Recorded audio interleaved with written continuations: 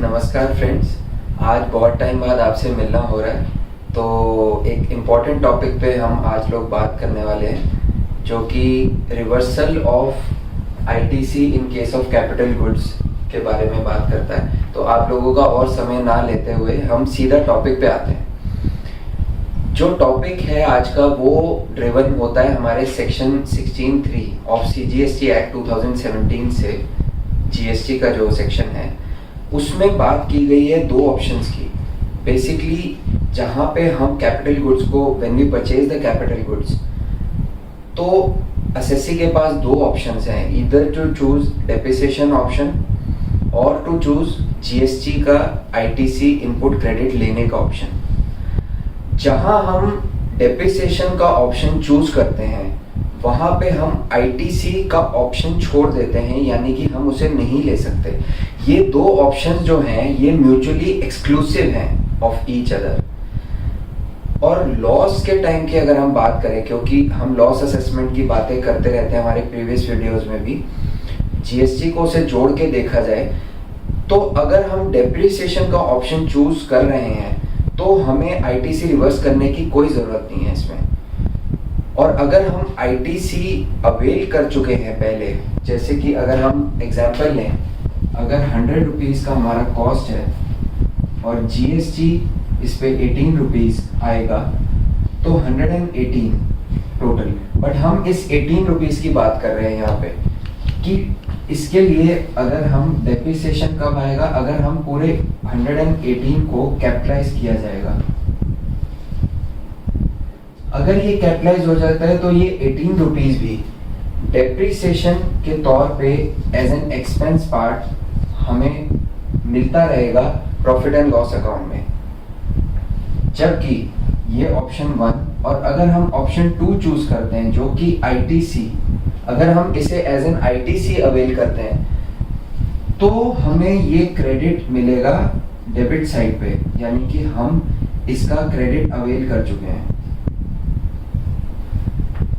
Initially जब हमने purchase किया तो हमने इसका आईटीसी लिया, तो लॉस के टाइम पे हमें पूरा का पूरा आईटीसी रिवर्स करना पड़ेगा, यानी कि 18 रुपीज़।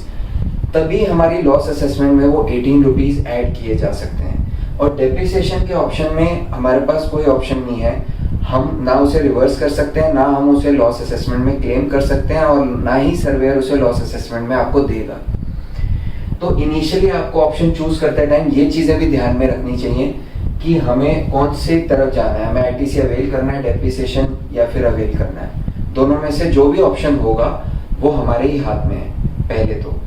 और ये सेक्शन जो है 16(3), इसको हम देखेंगे आज with section 18(6) of CGST act, जो कि बात करते हैं कैपिटल गुड्स की। और उन्होंने डिफाइन कर दिए 5 साल की लाइफ कैपिटल गुड्स के लिए। कैपिटल गुड्स की 5 साल की लाइफ जो है वो डिफाइन कर दी है सेक्शन 18(6) ने। बट ये सेक्शन सिर्फ अप्लाई होता है सेल के लिए या सप्लाई के लिए, यानी कि supply of capital goods only. तो जहाँ पे 5 साल की लाइफ होगी और सप्लाई होगा, सेल होगा, मान लीजिए आप 3 साल के बाद अगर सेल कर रहे हैं कैपिटल गुड्स को, तो 3 साल का आईटीसी आपको कायदे से मिलना चाहिए। तो सेक्शन कहता है कि 2 साल का जो आईटीसी है वो आप रिवर्स करिए,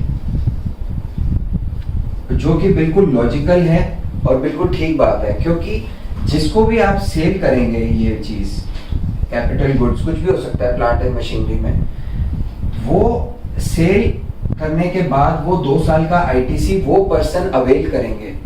तो 3 साल का आप यूज कर चुके हैं, तो यूसेज के ऊपर ये बात करता है सारी की सारी।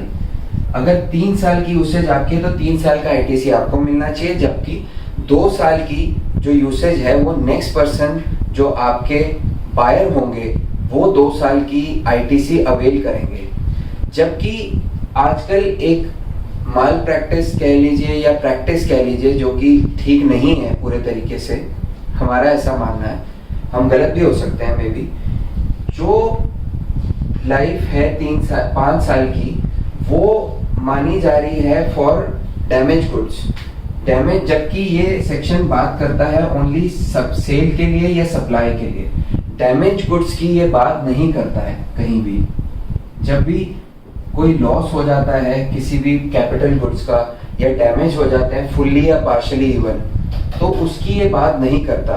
तो ये सेक्शन कायदे से वहां अप्लाई नहीं होना चाहिए, जो कि अप्लाई किया जा रहा है 5 साल की लाइफ मानते हुए। और मान लीजिए 3 साल के बाद लॉस हुआ, इसको सेल को डैमेज या लॉस के साथ रिप्लेस किया जा रहा है, जो कि गलत है।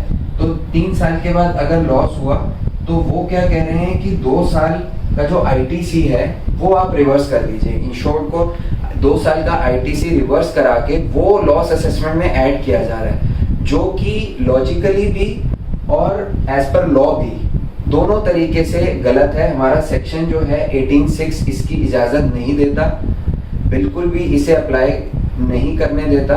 तो ये चीज हमें ध्यान में रखनी चाहिए लॉस असेसमेंट करते समय, और जीएसटी को उसमें ऐड करना नहीं चाहिए 2 साल का।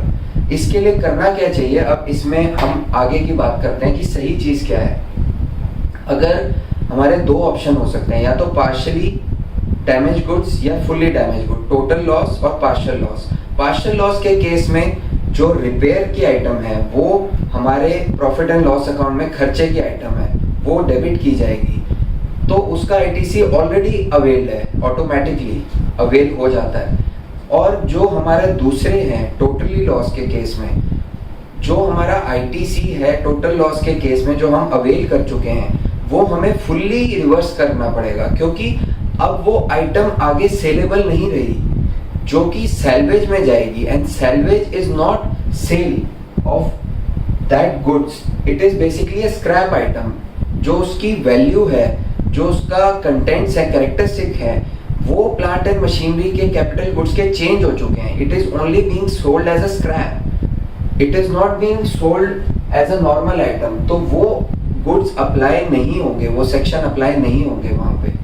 तो उसके लिए आपको पूरा का पूरा आईटीसी रिवर्स करके सर्वेयर को दिखाना पड़ेगा 3B में, तभी वो लॉस असेसमेंट में उसको कंसीडर किया जा सकता है।